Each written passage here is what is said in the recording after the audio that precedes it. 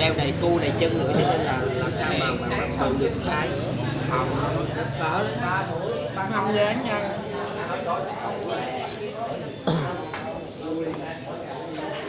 má đừng nói livestream rồi nữa nha.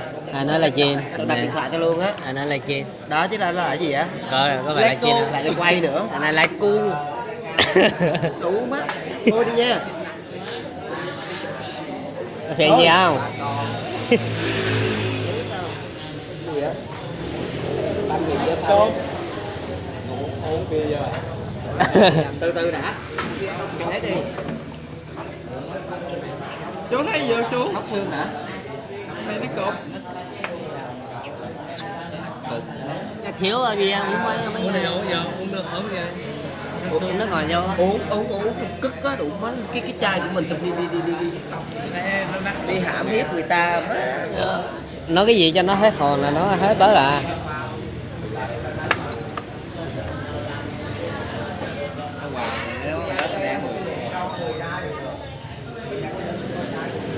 Cho nó thiếu á. Thiếu vitamin C.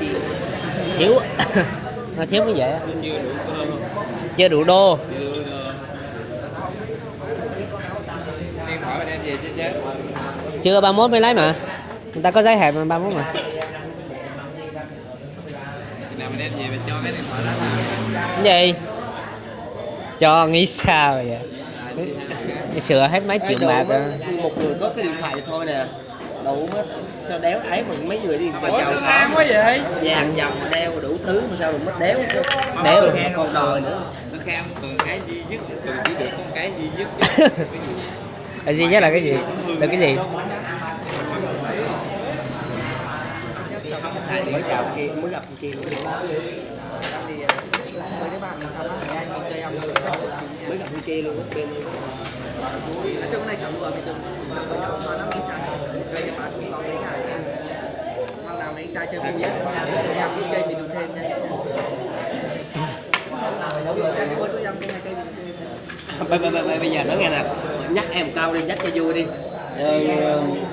thôi khi nào mà hết dịch theo nó cũng còn em biết rồi đó ha em nhớ vừa mới kia bên quán mặt đúng không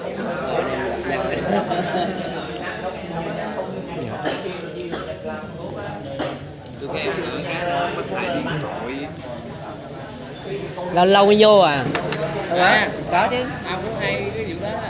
bày chứ có sao không Có nhưng mà ông đi đâu không có xài thì không đi đâu được cầm Còn cái này không à?